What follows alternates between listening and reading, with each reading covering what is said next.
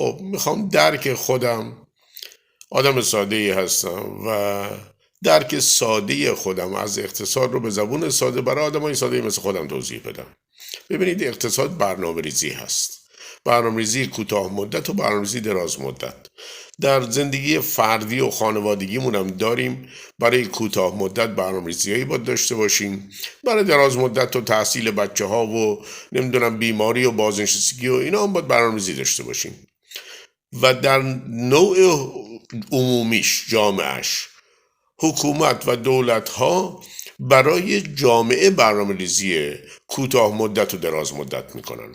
طبیعیه که اقتصاد فردی ما تأثیر پذیر از اقتصادیه که به طور عمومی حکومت برای جامعه کرده و این رو میخوایم توضیح بدیم، شیوه های مختلف رو و انواع مختلف اقتصاد رو. اقتصاد سرمایه‌داری داریم که همه شنیدن راجبش. من یه مقدار اینجا به زبان سادی تاریخچه‌ای رو عرض میکنم خدمتتون که اقتصاد سرمایه‌داری در گذشته های دور از قرن مثلا 16 تا 18 از نوع مرکانتالیسم بود. مرکانتالیسم یعنی این جامعه در خدمت بازرگانان هستن.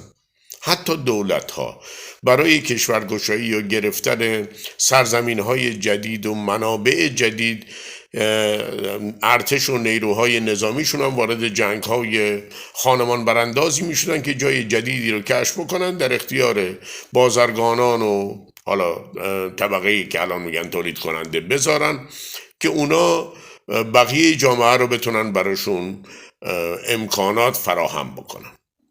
خب این شیوه با نظریه اقتصادی ادم اسمیت ور افتاد و الان اقتصادی که حاکم بر دنیای سرمایه‌داری هست اغلب اقتصاد کینز هست. اقتصاد کینز هم دو زیر مجموعه داره، دو تعریف داره به اصطلاح. یکی سپلای ساید اکانومی، یکی دیمند ساید اکانومی. یکی حمایت از تولید کننده برای اینکه اگر از تولید کننده حمایت کنن، یعنی منابع در اختیارش بذارن، وام و اعتبار در اختیارش بذارن، تولید بکنه. برای تولید کردن بایستی که نیروی کار استخدام بکنه و اون نیروی کار با اندازه پولدار میشه که همون کالای تولید شده رو بخره و چرخه میگرده. از طرف دیگه یه نظریه دیگه هست که غالب بوده و تا الان بیشترین موفقیت رو این نظریه حمایت از مصرف کننده داشته که ما مصرف کننده قوی پرورش میدیم، اعتبار در اختیار افراد میذاریم، اعتبارهای خرد که اینا قدرت خرید بالا داشته باشن و مصرف کننده عاقل کالای خوب رو میخره و تولید کننده مجبور میشه کالای خوب تولید بکنه. برای تولید نیاز هست که نیروی کار استخدام بکنه و اون نیروی کار همین افرادی هستن که ما اعتبار در اختیارشون قرار دادیم، قدرتمندشون کردیم که بتونن خرید بکنن. اینا رو پس تا اینجا داشته باشیم. از طرف دیگه اقتصاد کمونیستی بوده که اون اقتصاد کمونیستی مالکیت فردی رو مجاز نمیدونه و دولت و حکومت اقتصاد رو کاملا مدیریت میکنن و به افراد به اندازه نیازشون بهره میدن که زندگی بکنن. بهره که میگم منظورم اینه که مواهب در اختیارشون میذارن. حالا غذا هست، خوراک هست، نمیدونم مسکن هست، آموزش هست، واسه هیچی لازم نیست قصه بخورن، حکومت خدمتشو بهشون میکنه. در اقتصاد کمونیستی نهایتاً شکست خورده.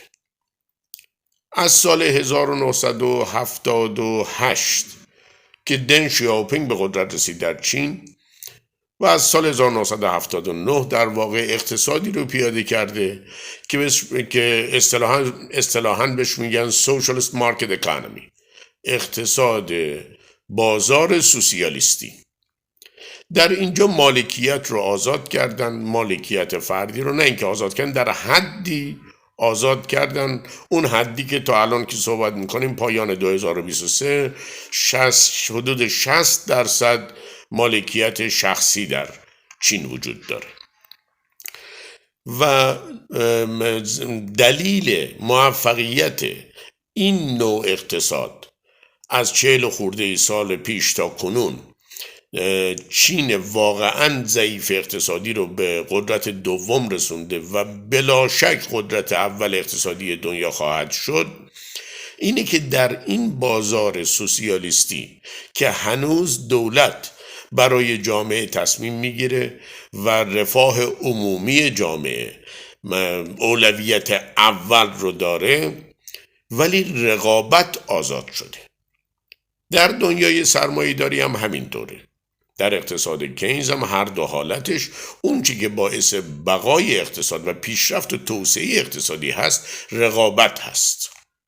حالا ما از 40 خورده سال پیش یه اقتصاد جدیدی رو تجربه میکنیم، اقتصاد اسلامی که الان در دانشگاه ایران هم تدریس میکنن.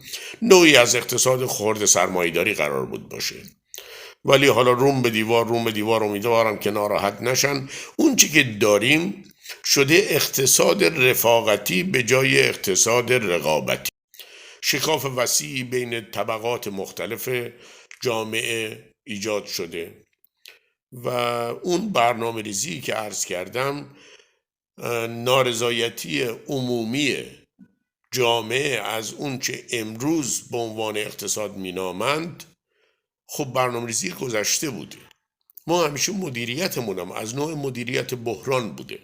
به جای اینکه مدیریت برنامه ریزی داشته باشیم برای آینده برنامه ریزی کنیم، به محض اینکه مرتبم بحران داشتیم و در بهترین حالت سعی کردیم بحرانها رو به شکل قشنگ مدیریت کنیم. ولی برای آینده چه برنامه‌ای داریم؟ اینو حالا امروز میخوام عرض بکنم که همه جهان در تهدید هوش مصنوعی مشغول برنامه ریزی دراز مدت هستند و من اصلا چیزی نمیشنوم که کسی جایی برای دراز مدت این مملکت برنامه ریزی داشته باشه. چه میخوایم بکنیم؟ اونقدر گرفتار مشکلات و بحران امروزمون هستیم که به فکر آینده هم نیستیم.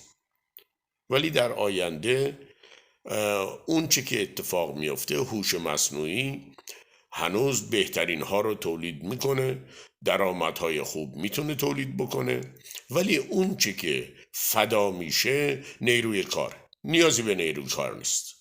بنابراین حتی اقتصادهای سرمایه داری الان مشغول برنامه ریزی برای حمایت از عامه مردم و کسانی که بیکار میشن هستن، که چون در جامعه به هر صورت درآمد هست، درآمد داره تولید میشه، اون جی دی پی رشد میکنه، درآمد ناخالص ملی.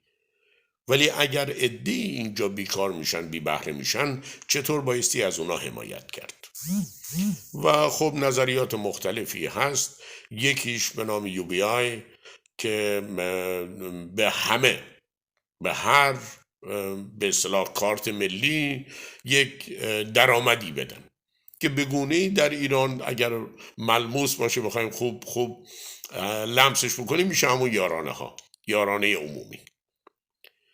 ولی من خودم، حالا نظر شخصی خودم این هست که لااقل از ابتدا برای اون دوره ترانزیشن، برای اون دوره گذار، بایستی نیازهای اولیه ارجح که آموزش، بهداشت و بازنشستگی عمومی هست از الان به فکرش باشن. برای اینکه یواش یواش مردم دیگه حتی دارو نمیتونن بخرن. کسی که کار نداره، شغل نداره، حتی بیماریش رو نمیتونه درمان بکنه. اون غیر انسانی میشه.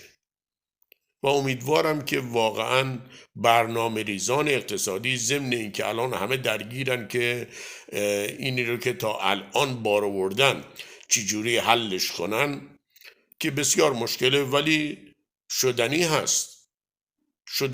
ما یه طبقه مهاراجعی پروروندیم که هیچ بدهی به این مملکت حس نمی کنن، به این جامعه حس نمی کنن و هر جام که گیر میافتن خب یه تکیه دولت میسازن و رها. یا اگر که مثلا چه میدونم واردات خودرو میخواد انجام بشه، فقط حاج آقاهه و حاج آقاگه امتیازشو به دست میارن این کارو بکنن. بایستی از این اگه همین الانش برای بحران میخوایم برنامه‌ریزی کنیم، فروش سکه قبل از عید نیست که بلافاصله 50% قیمت طلا و ارز و بالا بردن اون نیست، نزول پول ملی هست. اینو واقعا بایستی برنامه ریزی و مدیریت بشه. نمیشه همه چی رو به گردن دیگران انداخت. آره، دیگران تاثیرگذار بودن در اقتصاد ما، ولی اون چی که واقعا ما رو به شکست رسونده برنامه ریزی خودمونه. امیدوارم که این رو عاقلانی هستن، واقعا آدمایی تحصیل کرده فراوون داره این مملکت، و حرفشون گوش کنن. ما هنوزم، البته نمیخوام عرض بکنم، ولی دانشگاه‌های معتبر خوب و افراد تحصیل کرده معتبری داریم، میتونیم ازشون استفاده بکنیم. حالا یه دانشگاه خاص وزیر میپرورونن، اجازه بدین که باشه، ولی لااقل این وزرا از اونایی که میدونن استفاده کنن. خب تا اینجاش عرض کردم. حالا اینا هم عرض بکنم که دنیا در واقع الان تحت تسلط اون 0.1% بالای جامعه هست که بیشترین سرمایه جامعه رو کنترل میکنن. به صورت قرنهای 16 و 17 و 18 و مرکانتیلیستی نیست، برای اینکه اینها حالا در قالب شرکت‌های چند ملیتی فعالیت میکنن، در صورتی که اونها ناسیونالیست و ملیگرا بودن. ولی اینها هم در جوامعی که زندگی میکنن حکومت و ارتش ها رو کنترل میکنن، حکومت رو تعیین میکنن، سیاستمدارا رو تحت کنترل دارن. و اینجوری که الان پیش میریم، من واقعا احساس خطر میکنم نسبت به آینده‌ای که جنگ در همه جا جریان داشته باشه تا عده‌ای پول بسازن.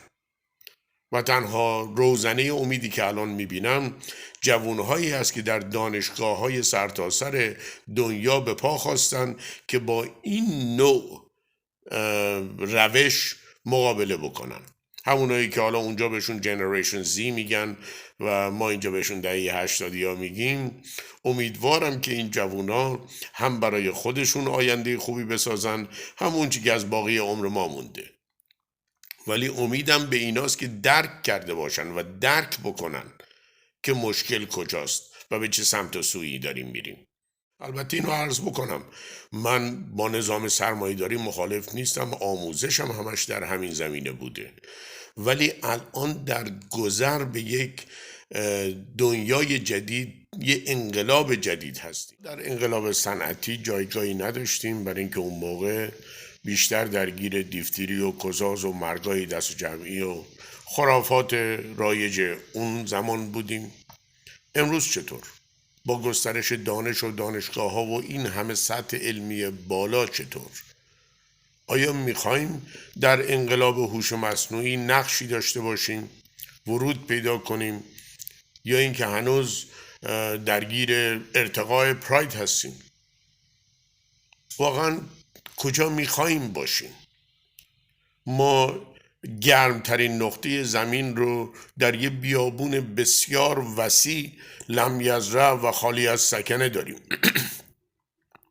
در حالی که انرژی نیاز آینده برای هوش مصنوعی هست. یعنی از پایه های هوش مصنوعی نیاز به انرژی پاک هست.